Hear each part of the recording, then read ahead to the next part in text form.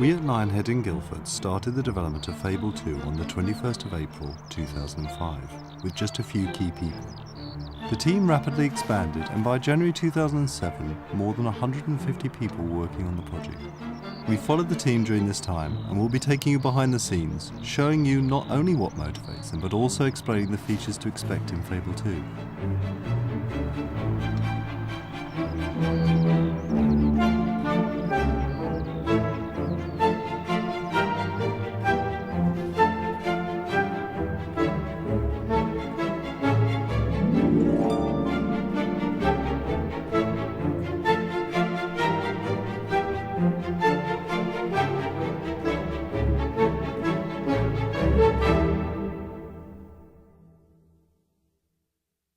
Back in 1998, I started a little company with my brother, Simon Carter. We had a dream of creating a fairy tale role-playing game, but we didn't want to go the usual geek route of unpronounceable weapons and things. We thought, well, why don't we give somebody who's never seen a role-playing game before something that they can get their teeth into, a story they can understand, something they can relate to, something which is a much more emotional experience than the usual sort of stat counting exercise. Fable 1 received a lot of acclaim for breaking new ground, and in Fable 2 we really wanted to innovate further. We wanted gaming to be truly emotional.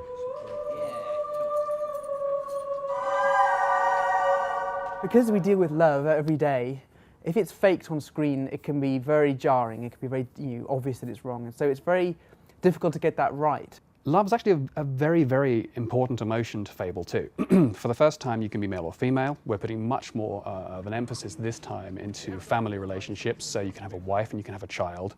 And frankly, unless you're going to pursue emotion, there's really no point having a family and children.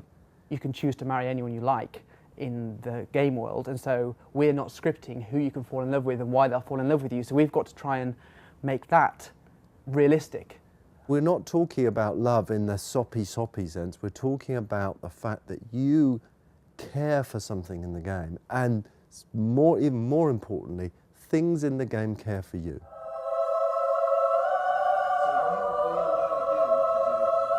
One way is through the introduction of a dog that loves you. It'll follow you around and serve as a companion on your adventures throughout Albion. Firstly, and maybe most importantly, I wanted to show the quality that we were putting into the dog in the game. Everybody who sees that dog, they will say, that's a dog. The second thing is, I wanted to really get across to people how brave we're being with this dog. What we could have done is given you this dog and made him controllable by you. We give you no control over the dog. Just think about that a second.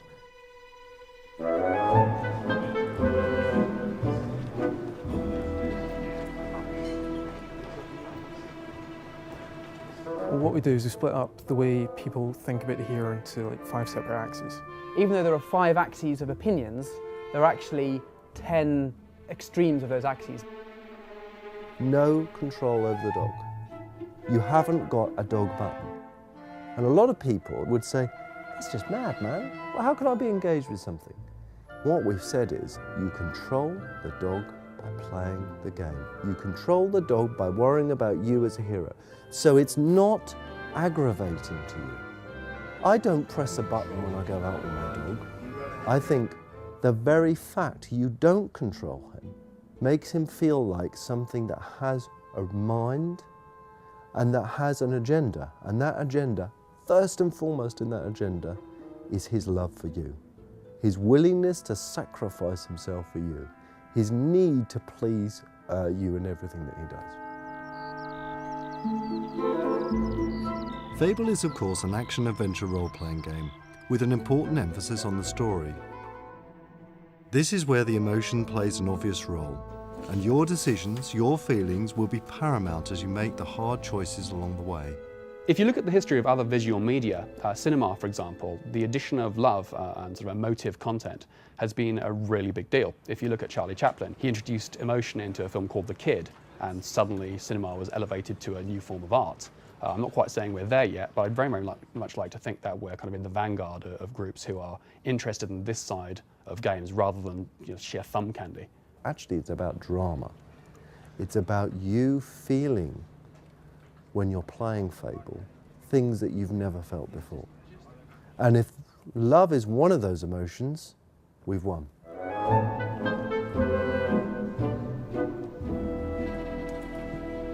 When we're developing a game, things go wrong, and every developer's nightmare becomes reality: bugs. From time to time, we stop developing new features and instead focus on fixing bugs.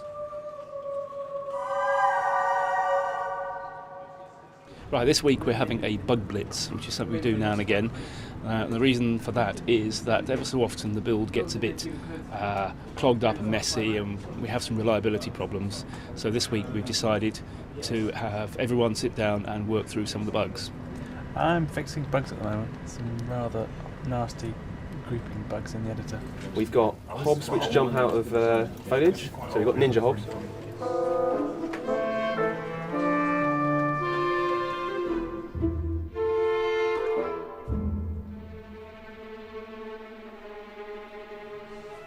Combat was a very important aspect of Fable 1, and Fable 2 is no different. We spend time on research and development at Lionhead, and during one of our experiments we discovered an exciting new way to move forward with combat. Why not put everything on one button? Well, having one button for combat in Fable 2, it kind of makes my job both harder and easier. It's harder in the sense that there are fewer things a player can do with his hands, so you have to make sure that of all the enormous varieties of actions that the character can do in the game, you always get the one that is most appropriate for where you want to be. So you almost want the game to read the player's mind and do exactly what he intends to do at that specific time, which, as you can imagine, mind reading is quite a difficult thing to program. The whole idea about it is to try and leverage everything that you can to make the combat more exciting without actually changing the combat itself. Our goal is not to make combat look realistic, it's to make it believable. We want you to feel like you're in the game, hitting the enemies. It's not a realistic game. It's got creatures in it, it's got hobs, it's got gigantic trolls, you use magic. We want the combat to all fit together in this world, and we want the world to be believable, but it's not realistic. These guys have made stuff out of crap, so bones, bits and pieces, whereas these guys kind of fashion bits and pieces out of metal.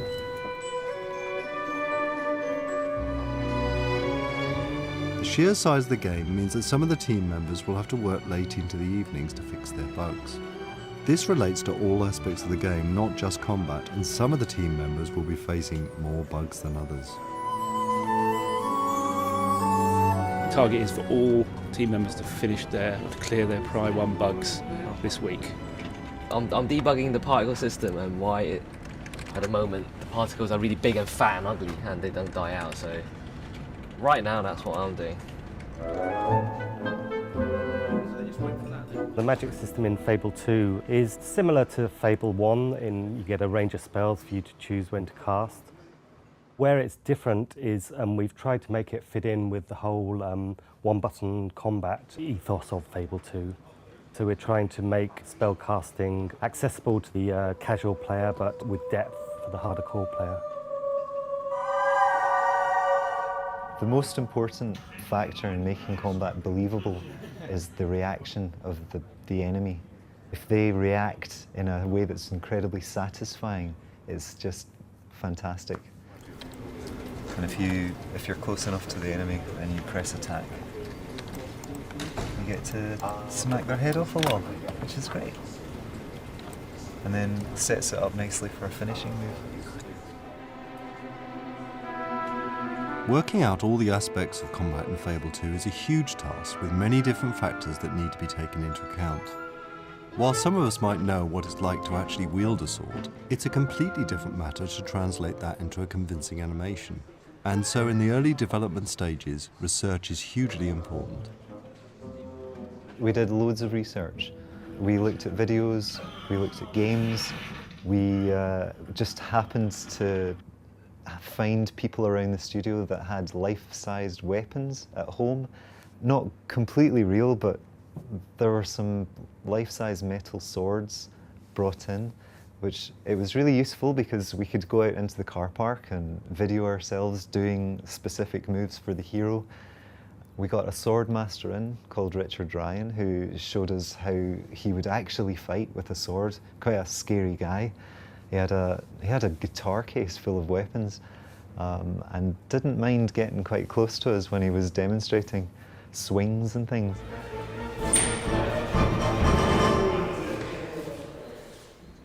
What we have here, we can see that this is the last month. The blue bars show us what's been fixed, and the red ones, all the bugs that have gone in. So the last 2 days we've had a peak there, which is good, which means people are fixing things. They're also putting more bugs in, which isn't so good.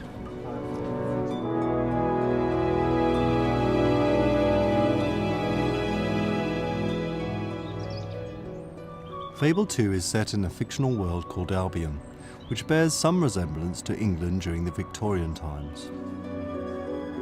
The art team played a vital role in bringing the Fable world to life, as did the level designers who created the places in Fable 2. What I did at the start when I was asked to put the art style for the game together is I researched every aspect of the art of the game and split it up into environments and creatures and made sure it was consistent with the design vision for the game. We have, for instance, for the architecture in some of the towns, we've actually got somebody that's a trained architect here. We've got others that have worked on the previous Fable. When we were doing the environments, what you've got to do is split up the environment team into architectural and organic for the start. There's definitely people that are more organic than others. Quite a few hippies on the team. Well, currently one of the tasks I'm involved in with Fable 2 is foliage, and that basically means creating all of the green stuff that you see within the game. Any of the plants, any of the ground cover, any of the flowers, any of the bushes, I have some part in producing. The foliage and the local detail, as we call it in Fable 2, is very much more detailed. We're trying to go for a lot more on every front, really. So we've got a lot more different kinds, we've got a lot more different feels, and generally we've expanded the foliage as much as we could. Oh, you're not filming me messing about with flowers again, are you, Sam? No, no. Let's film me doing something else. Oh. What else do you do? Loads of things. Oh. All the areas in Fable 2 were originally mocked up using the Fable 1 engine. This allowed the programmers to create an editor that could be used by the level designers to start building the world of Fable 2, but using its own brand new engine and assets. What we do is we create the tools that allow you to build games. We make all the tools that are used for the development of Fable 2. So one of the things that's a real struggle for game developers is fitting all of those assets into memory and onto the DVDs. What we've done is develop some compression routines that squashes down the data so that it will fit in the available memory, and we've done this with animations. We've managed to squeeze those down to just 1% of their original size. We have support for tools that allows us to create assets very quickly. So have a look at the chart. And there it is. Are you fixing more than are coming in? Or? Check it out. Today we're just ahead. The fact is that this game is absolutely massive. We have so many levels that are so much bigger than in the previous game. That requires constant honing and improving of existing tools as well as developing new tools, because we constantly want to find ways of improving our pipeline. The way we would design an area, this tends to be slightly different depending on the type of area it is, but what we start with is the plan. Then what we do is we actually white box it in a very simple art package. We'll just rough it out, get our scale, make sure all the critical dimensions to ensure that the navigation systems will all work. And we do that fairly quickly in a program called SketchUp. And then that gives us a rough version of a region or a pub, for example, which we can give to the artists. They can take straight into their art package, and then they can make it look really nice. Albion in Fable 2 is much bigger than the Albion that we've seen before in Fable 1. In the first game, the world looked amazing, but it was kind of frustrating because you couldn't go everywhere you wanted to go. You can go anywhere now. You are not fenced in any way.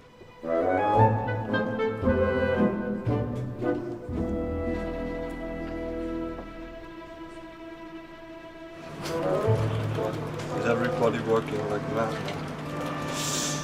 Yeah, everyone, except him. Not very good, because it's in a special engine mode, which is designed to make it look better. It's not working at the moment. Okay? Don't look at it. Well, don't film that. Film this. That's what you need to see. Numbers.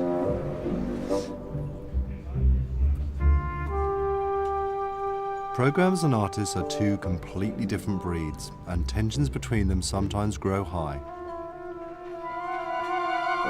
That's not to say they don't get along, but when a tool doesn't work and development grinds to a halt, this is the ideal time for the artist to go into the park and get some inspiration to beautify Albion.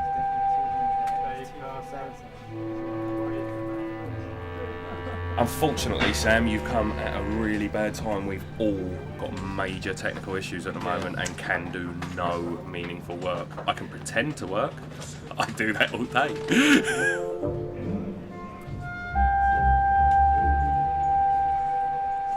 Well, you know, I work with mainly artistic people, and let's face it, they're never going to be satisfied unless they have one big red button that builds the whole game. So I'd say they are reasonably satisfied, but they're not happy. Well, when we looked at inspirations for the game, we tended actually not to look at games and more to do with beautiful looking films, beautiful forest scenes. I mean, you've got all the martial art films that came out with a hero and what have you, with the swirling leaves going around the characters. I think the distinguishing thing about the world of Fable is that there's an introduction of colour. If you look at most next generation games at the moment, though they're beautifully crafted, they seem to be awash with, well, grey. The idea was that we wanted to incorporate clockwork, get away from the medieval times and more into the age of highwaymen. Everybody agreed, you know, that Peter, Dean, you know, all of us sat in a room and pretty much agreed that this was an exciting way to go. Look, it's you, monkey boy. I'm not going thin. He's got hair like that. Temples. Like that. That's Chris. That's because I need a haircut. You can use that before and after. Well, you're going to shave that bit there. Shave What? it off. Yeah, why not? The whole thing, like. No. But they should. Otherwise, you look like a monkey. Can we carry on with degenerate triangles?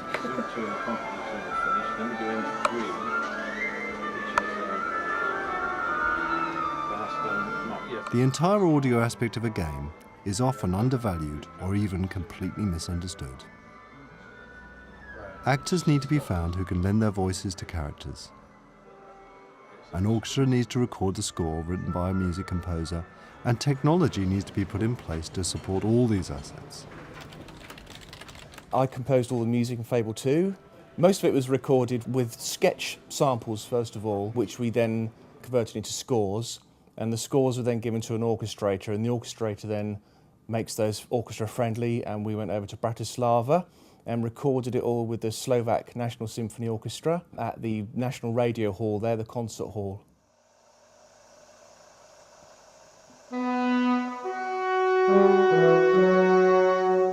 When we came back from Bratislava, we decided we were going to record all the choirs.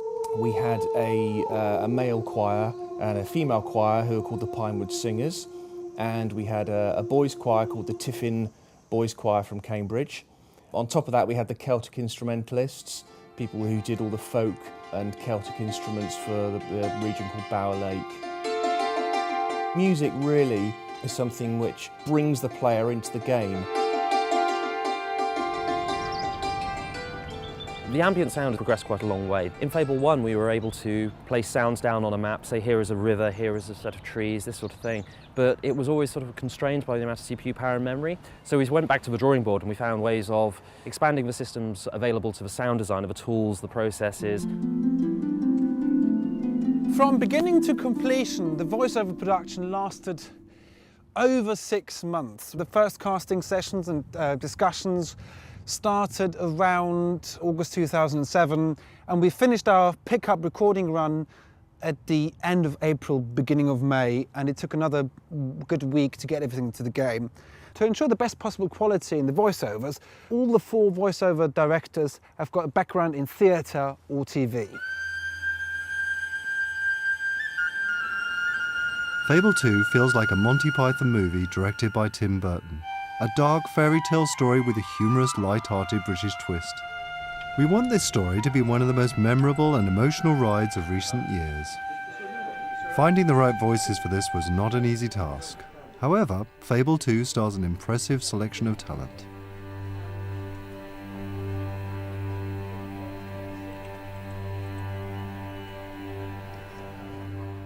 Hello, young man.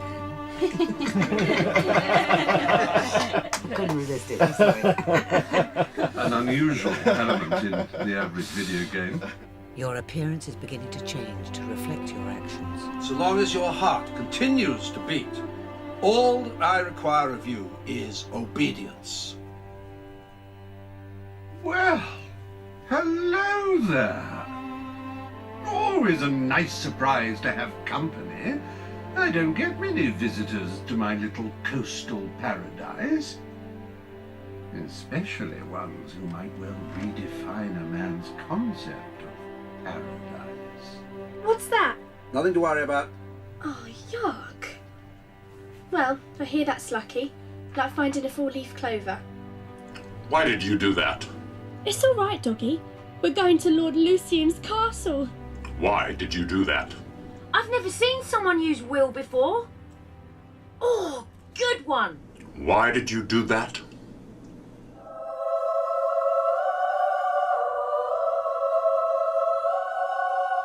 My greatest hero is quite sentimental answer, is my mum.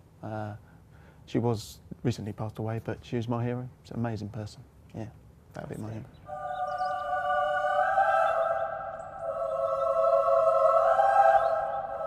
Creating games is a massive undertaking. You may be surprised to hear the scale and breadth of work that lies behind their creation. We have people like Dean and Peter who will sit down and start to say, I've got a great idea. I want, the hero to go into this, incredible kind of area, and he's going to battle all these things and whatever. And that is that's where you start off. For me, the most pleasurable part of being a designer is probably that very, very first week when your limits are entirely boundless. You're not thinking logically, you're going, what would be absolutely fantastic here? What would the player enjoy the most? And you get really, really excited and worked up. We've got, a number of incredibly talented artists who work here, but one of our principal concept artists is a guy called Mike McCarthy. A good piece of concept art should take a basic idea that you've been given and imbue it with all the atmosphere possible. And then you have about 4 years of every member of the team telling you for one reason or another why you can't quite do that, and everything becomes compromise after that. So it's all downhill from the top.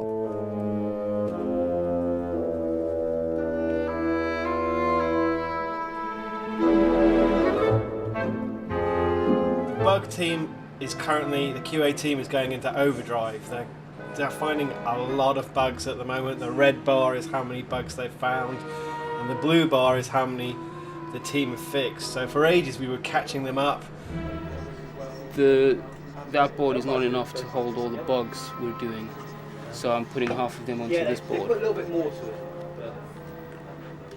So far, we've looked at how art moves from conception to implementation. Once the artists are finished with modelling a character, the animators take over to bring them to life. All the animations in Fable 2 were created by hand.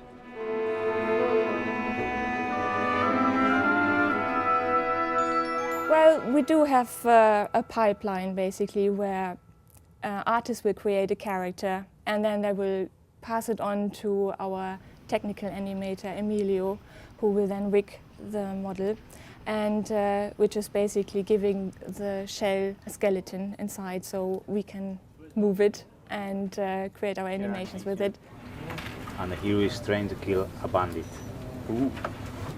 We tagged in the end, gesture tagged in the end, 5,000 lines in about 10 working weeks. which I think we would have never been able to do if we had done bespoke animation. In total, over 200 characters were animated, over 50 voice actors recorded, and more than 350,000 words of dialogue spoken. Also, more than 10,000 assets were designed, ranging from weapons to perfume bottles.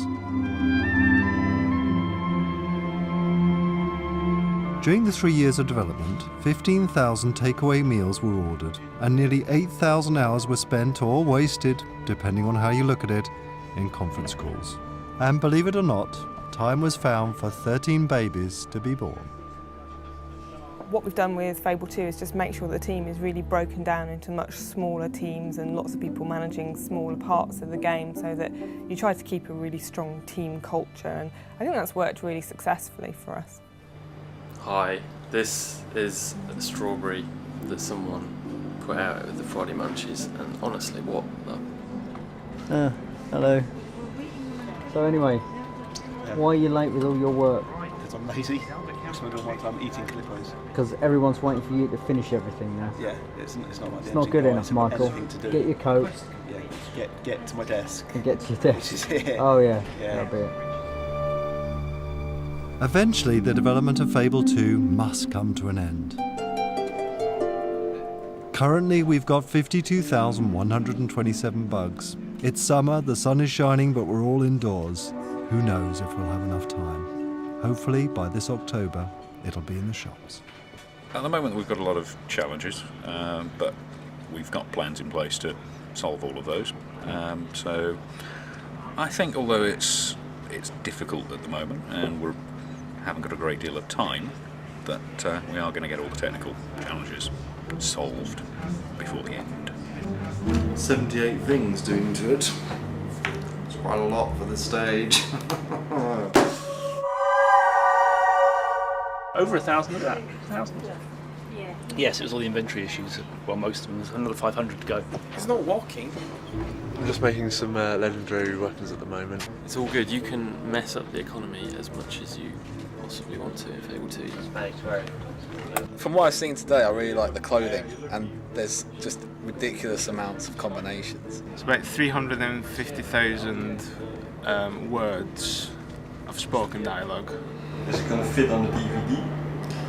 It will eventually, absolutely sure, for sure. It will fit on the DVD, I guarantee it. We'll squeeze it one way or another.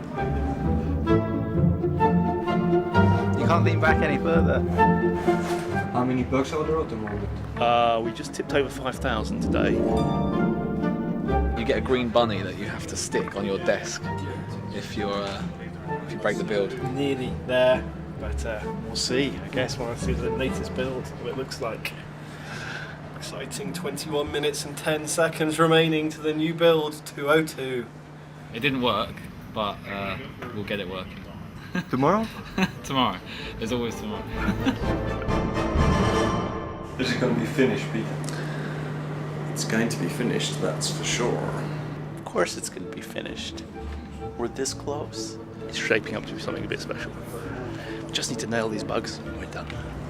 It's a lot of work to do, and it's very scary.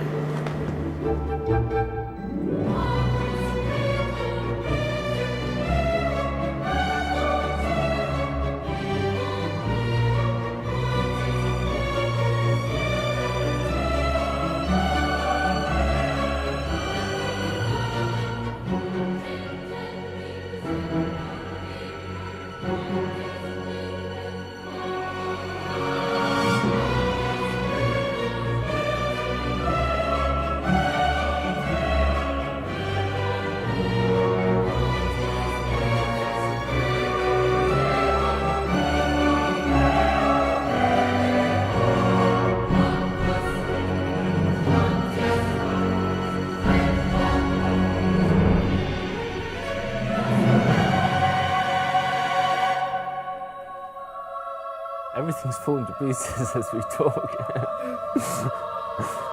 Okay, so sorry.